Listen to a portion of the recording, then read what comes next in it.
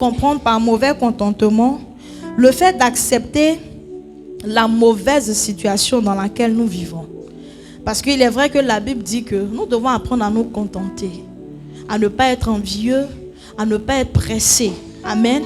Mais il y a des personnes qui manifestent un mauvais contentement, c'est-à-dire ce dans quoi il est là, ce n'est pas la volonté de Dieu, mais il est heureux là-dedans.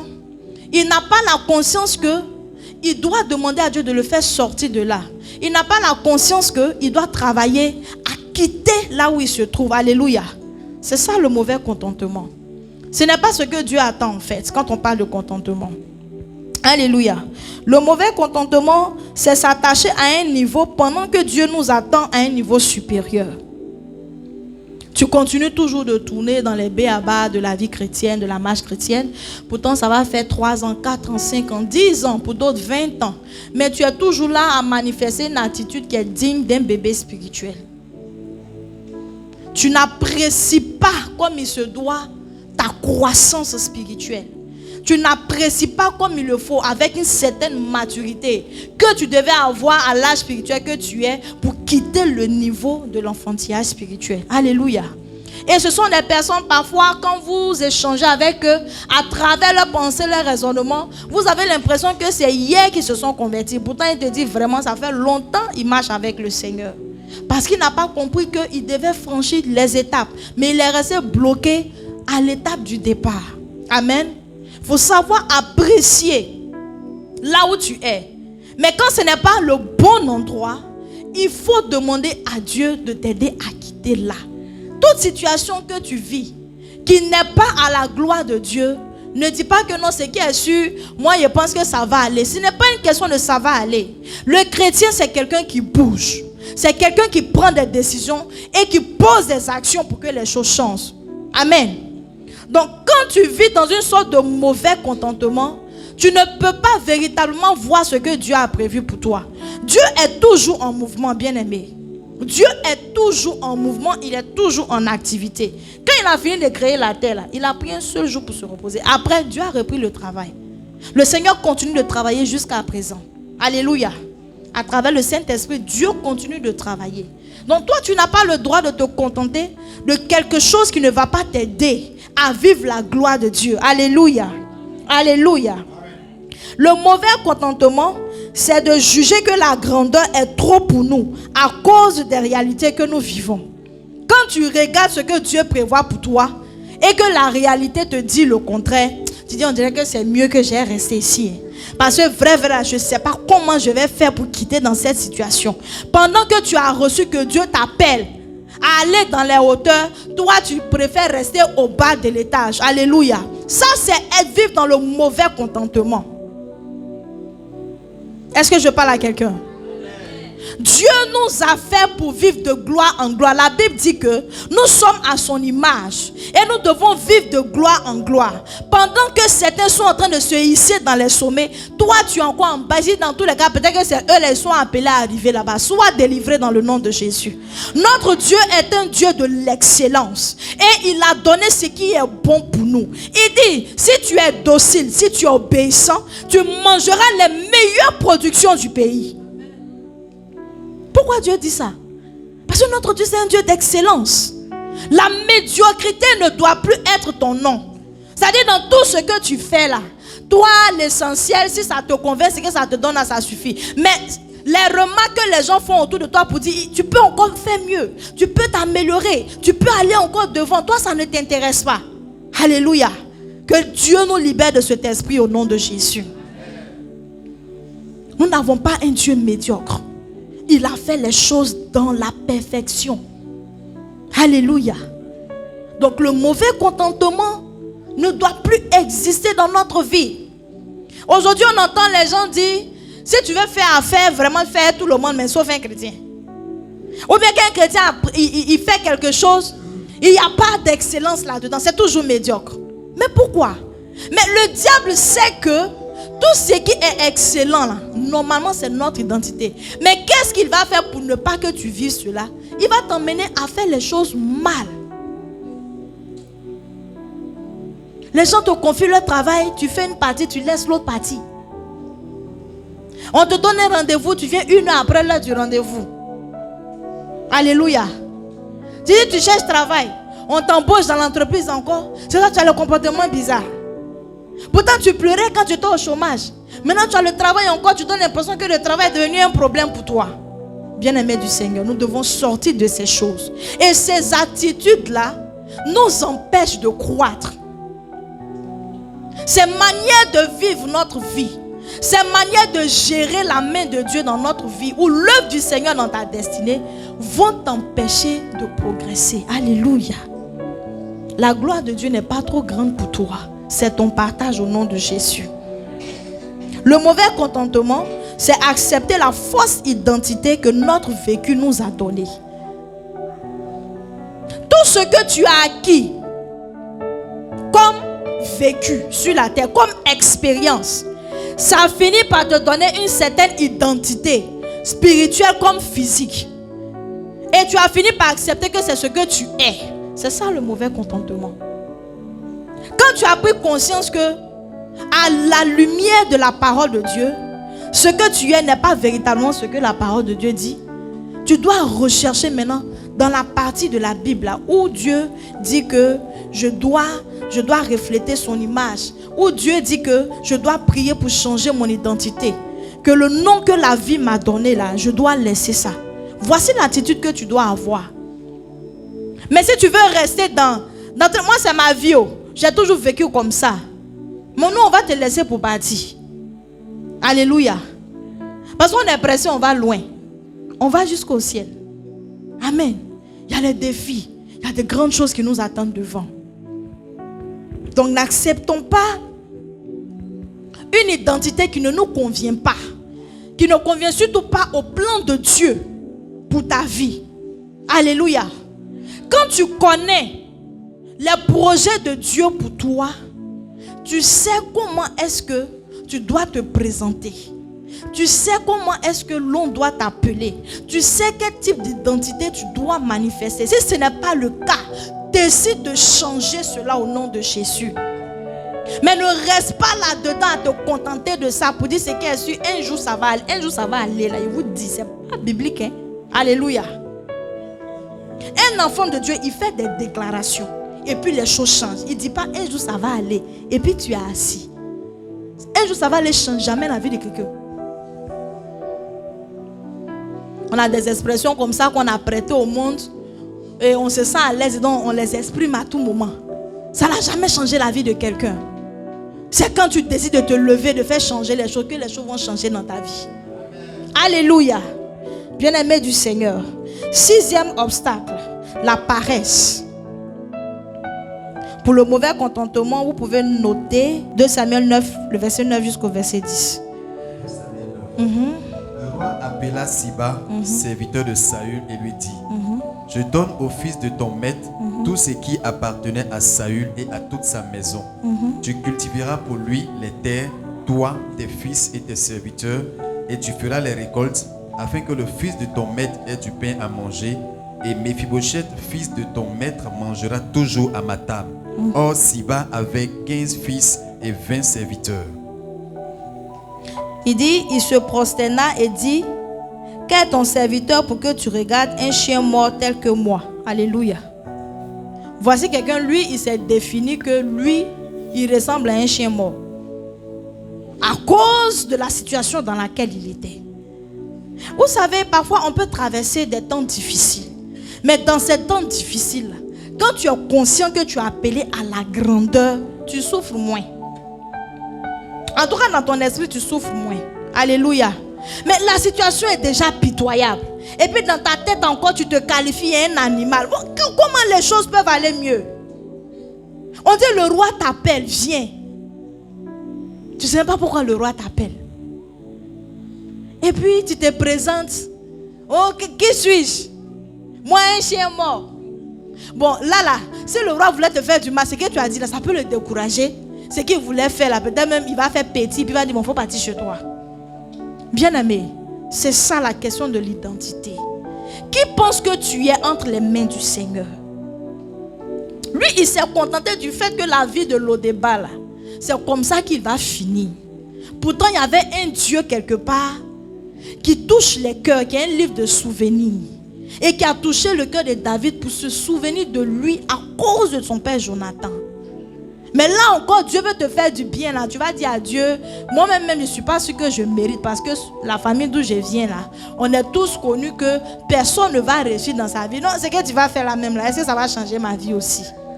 Soyons délivrés au nom de Jésus. Que Dieu renouvelle notre esprit dans le nom de Jésus. Et déclare qui tu es dans le nom de Jésus-Christ de Nazareth. Alléluia. Donc je disais, 6e point, la paresse. La paresse.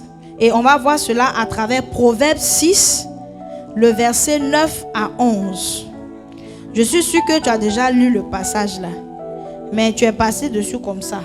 Proverbe 6, verset 9 à 11. Que je lis. Il est écrit ceci. Paresseux, jusqu'à quand seras-tu couché?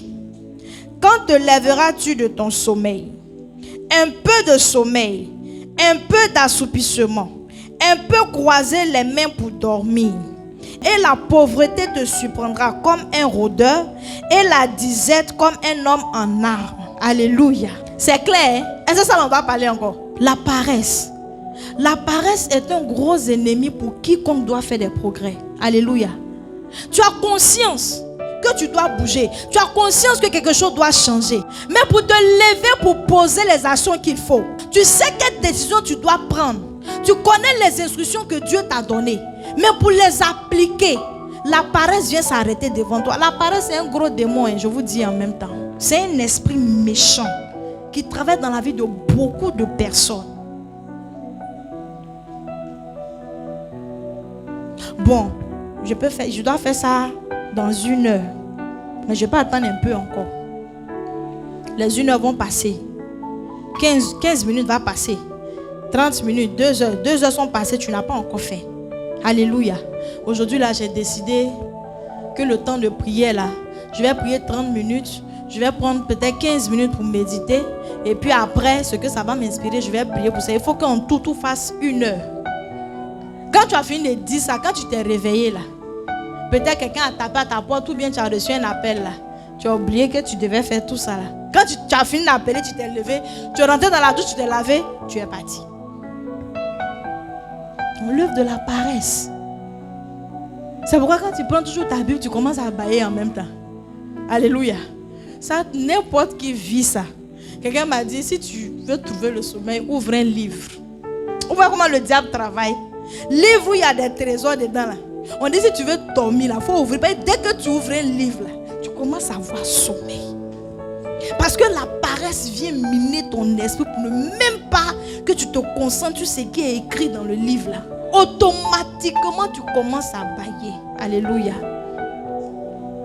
Avant on pensait que c'était un bon moyen pour trouver le sommeil, mais en réalité c'est un démon qui fait ça. Alléluia. La paresse. Tu reçois des instructions de la part de Dieu. Mais pour appliquer ça, voici, hein, on est en juillet.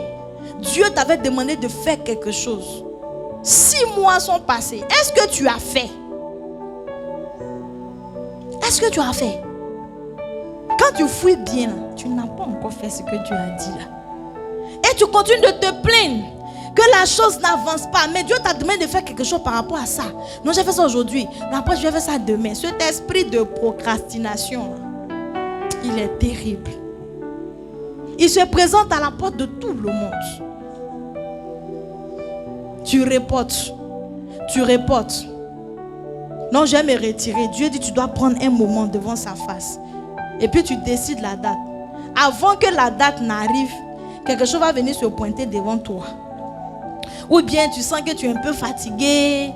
Ou bien même tu te lèves, mais tu fais la retraite. Mais dans la retraite là, vraiment, le Seigneur se demande, mais qu'est-ce que tu es venu faire ici?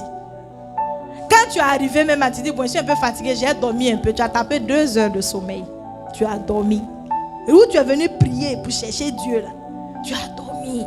Quand tu t'es réveillé pour prier encore la même, la prière nonchalante, paresse. Tu ne veux pas faire même un effort. Alléluia. La paresse nous emprisonne. La paresse, elle nous emprisonne. La paresse fait perdre des opportunités pour notre prochain niveau. Une opportunité peut se présenter. Dieu même peut disposer des gens même favorablement pour toi. Mais par rapport à ce que toi tu dois faire pour bénéficier de l'opportunité là, c'est que je vais voir ça après. C'est que si l'opportunité est là encore, il y a encore du temps. Il y a encore du temps là. Maintenant où tu t'es réveillé là, on dit ah hier là c'est fini. Hein. Ils ont fermé. Ceux qui ont envoyé leur argent en affaires pour eux sont partis. Ah, mais c'était encore là, mais c'était encore là. Parce que la paresse te donne l'impression que tu as tout le temps. Le temps là, c'est pas pour nous. Le temps, ça ne nous appartient pas. Quand tu dors là, tu es sûr que tu vas te réveiller demain. Tu es convaincu dans ton cœur que tu vas te réveiller. Mais ça, c'est Dieu qui fait ça. Mais c'est Dieu aussi, quand les gens se réveillent et puis ils ouvrent plus les yeux, c'est Dieu qui fait ça aussi. Alléluia. Tu te dis que tu as encore du temps. Donc tu vas traîner pour le faire. Donc la parole va te faire perdre des grâces. Va te faire perdre des occasions que Dieu même a permis. Des portes qui s'ouvrent. Mais parce que tu étais paresseux, ça c'est fermé. C'est fini. La grâce va se présenter quand encore, tu ne sais pas. Alléluia. La paresse nous maintient dans le retard sur les promesses de Dieu. Le retard. On doit mener une activité. On a fini de travailler, réfléchir là-dessus. On a calé tout ce qu'on doit faire. Mais pour que toi tu viennes, pourquoi on commence? Madame la présidente, on t'attend au... Non, j'arrive. Tu n'es pas encore sorti de la douche. J'arrive. C'est maintenant que tu franchis le portail. Non, je suis presque arrivé. C'est maintenant que tu vas prendre le taxi. Alléluia. Et la paresse fait un gros travail dans nos vies. Et on est tous concernés. La paresse prend son travail au sérieux. D'ailleurs, la manière dont la paresse t'emmène à négliger pour toi là, c'est comme ça la paresse prend son travail au sérieux dans ta vie. Bien-aimé du Seigneur, la paresse nous maintient dans le retard. Ce que Dieu t'a dit, que tu dois vivre cette année des grâces là, tu vas te rendre compte que il y a des choses que le Seigneur est en train de faire, mais à cause de la paresse là, ça a freiné un peu. Parce que toi-même, même dans tes habitudes de tous les jours, Dieu dit, si je permets ça là dans sa vie là, de toute façon il n'est pas dégoûté là. Il ne va pas bien voir ce que je veux faire. Alléluia. Et puis Dieu attend que tu sois quelqu'un d'un peu plus performant, quelqu'un de plus courageux. Alléluia. Que tu sois délivré de la paresse.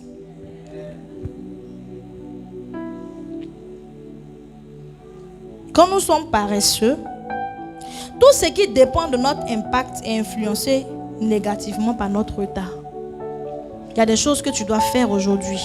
J'ai dit à la veillée que notre Dieu, c'est un Dieu des générations. Dieu ne travaille pas pour une seule personne. Dieu travaille dans notre vie pour tous ceux qui vont venir après nous. Alléluia. Si tu comprends ce principe-là, tu vas faire attention à la manière dont tu vis ta vie. Mais malheureusement, aujourd'hui, on est calé dans le présent, l'instant. Oui, c'est bon de penser au présent. C'est bon de pouvoir profiter de chaque jour, de chaque présent que Dieu nous donne. Mais tes impacts là, ce n'est pas pour toi, c'est pour d'autres personnes. Alléluia.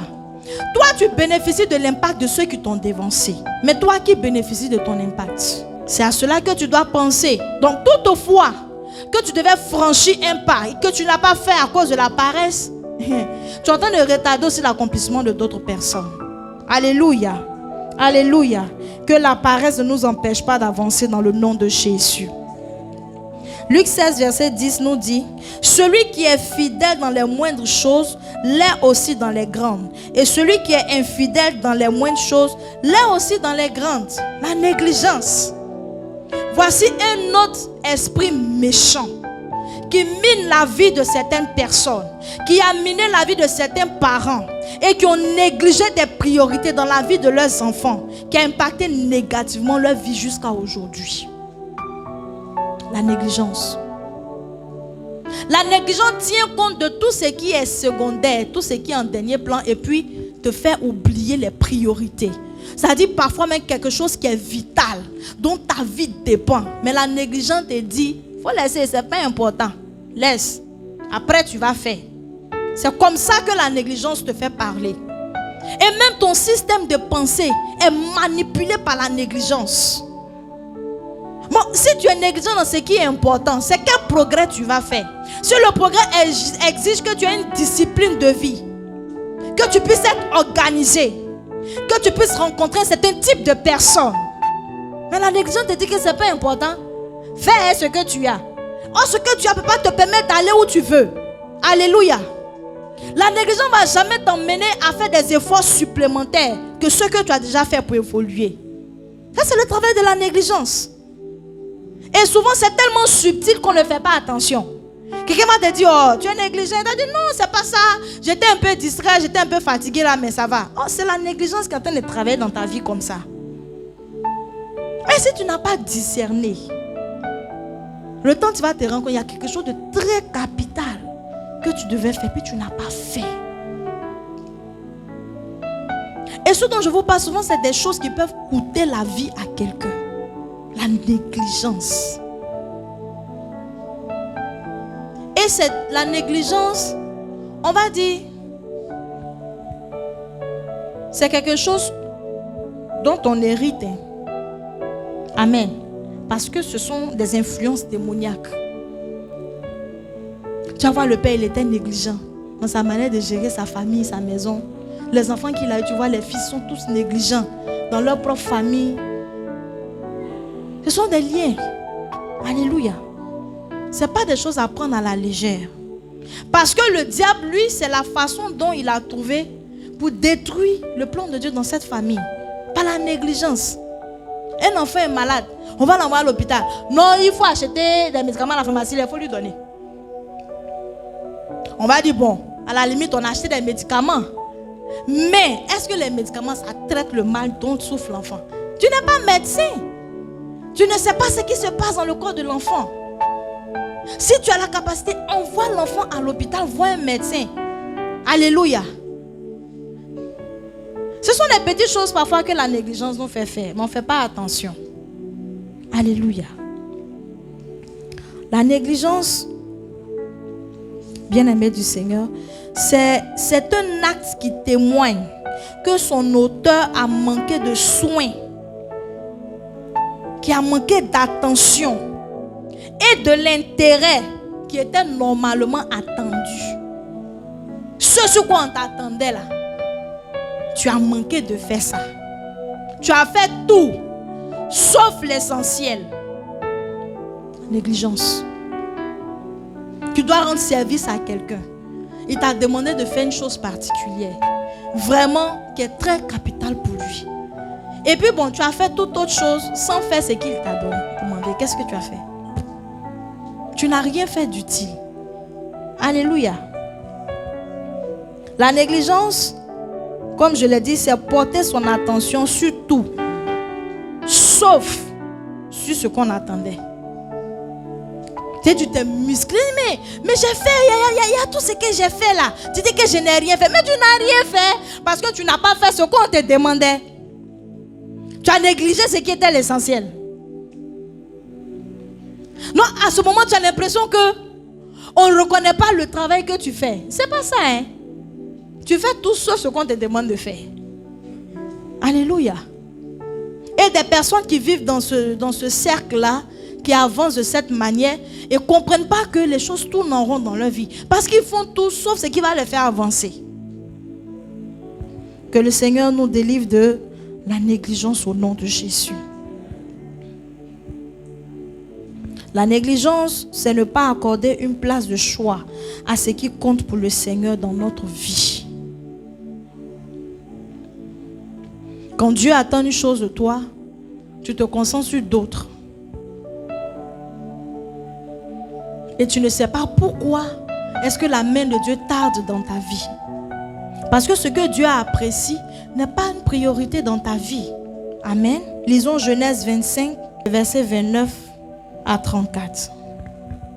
Je lis rapidement. Genèse 25, à partir du verset 29. La parole nous dit ceci. Comme Jacob faisait cuire un potage, Ésaü revint des champs accablé de fatigue. Et Ésaü dit à Jacob, laisse-moi, je te prie, manger de ce roux-là, car je suis fatigué. C'est pour cela qu'on a donné à Ésaü le nom d'Édom. Verset 31. Jacob dit, vends-moi aujourd'hui ton droit d'aînesse. Ésaü répondit, voici, je m'en vais mourir. À quoi me sert ce droit d'aînesse? Et Jacob dit, jure-le-moi d'abord. Il le lui jura et il vendit son droit d'aînesse à Jacob. Verset 34. Alors Jacob donna à Ésaü du pain et du potage de lentilles.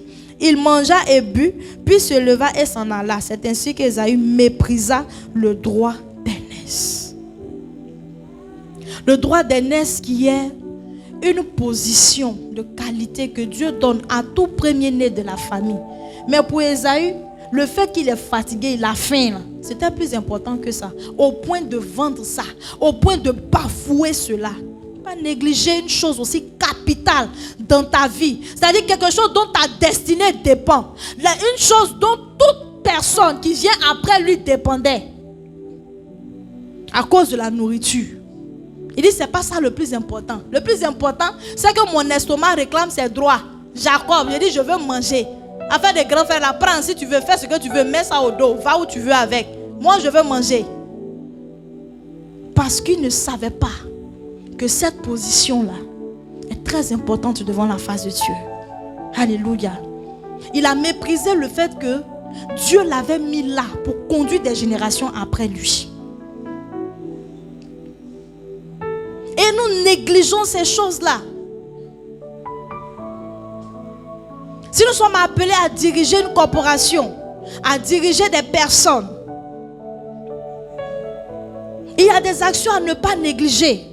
Quand tu sais que ce que tu dois faire dans leur vie doit les emmener à vivre le plan de Dieu dans leur vie, tu ne dois pas négliger ce qui est capital.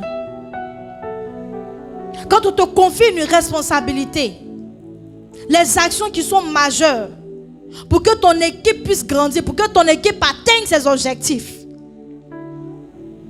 tu ne dois pas négliger les activités que vous pouvez faire. Négliger le fait de former ton équipe. Même toi-même dans ta propre vie. Quand tu sais où Dieu t'emmène, tu sais que tu dois marcher dans une certaine ligne de vie. Il y a certains amusements dans lesquels tu dois sortir. Mais parce que tu es tout le temps négligent, tu négliges tout. Tout ce que Dieu te demande de faire, tu fais ça avec négligence. Et tu veux avoir des résultats. Ce n'est pas possible. Alléluia. Ésaü avait négligé cette position que Dieu lui avait donnée. Quand Dieu fait grâce pour te mettre à un certain niveau de recommandation, les gens t'admirent bien parce que tu as fait un travail qui t'a valu d'être là. Mais là où tu es là, il ne faut pas penser que tu ne peux pas tomber. Tu peux redescendre. Donc qu'est-ce que tu fais pour te maintenir là? Mais plutôt que de descendre, tu dois monter. Tu vas commencer à négliger tous les sacrifices que tu faisais pour arriver là. La manière dont vraiment tu te consacrais au Seigneur et qui a permis à Dieu de te lever, tu vas commencer à négliger ça. Parce que bon, ton but est atteint. Mais le but de Dieu n'est pas encore atteint. Parce que tu peux encore monter. Alléluia. Quelles sont les priorités dans ta vie que tu négliges en ce moment? Analyse et puis regarde. Tu vas voir que c'est ce qui te retarde depuis. Que ce soit dans la vie sociale, dans le travail, dans le ministère, dans ta marche avec Dieu. Tu vas te rendre compte que c'est ça qui t'empêche d'avancer. C'est pour ça que tu négliges des choses qui sont capitales. Et même quand Dieu t'a révélé dans sa grâce ce qui ne va pas, et puis il te dit ce que tu dois faire. Mais là encore, Dieu n'a qu'à se lever lui-même pour venir te prendre pour faire. Tu négliges. Bien-aimé du Seigneur. Nous devons laisser toute la place à Dieu pour nous aider à avancer. Alléluia. Il est vrai qu'il t'arrive parfois de prendre conscience. Seigneur, moi-même je reconnais que je néglige beaucoup de choses. Il faut que je change ça. Mais quand tu finis de parler ainsi, tu dois te lever pour te mettre au travail. Ce que tu dois arrêter de faire là, arrête de le faire.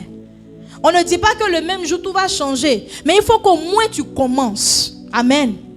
Et c'est pour pouvoir commencer que nous sommes là, pour demander l'aide au Saint-Esprit. Ce qui dépend de lui, il va le faire. Mais là où nous n'avons pas la force de nous lever, il va nous aider aussi. Alléluia. Bien-aimés du Seigneur, la négligence. Nous ne devons pas nous laisser être victimes de ces différents obstacles-là. Une fois que tu as conscience de quelque chose, tu ne diras pas après que tu ne savais pas. Quand on va te demander des résultats. Amen. Quand tu as entendu tout ça pour dire que bon, ces choses-là vraiment, c'est ça qui fait que je peux ne pas avancer quelque part. Tu dois travailler maintenant à ce que ça ne se trouve plus dans ta vie. Et là où ça peut se présenter un jour encore sur ton chemin, parce que le diable, il ne se décourage jamais. Il va partir, il va essayer encore, il va venir, bon, je vais tenter ma chance, on ne sait jamais. Peut-être que si je tombe dans une période où il est un peu distrait, ça peut prendre.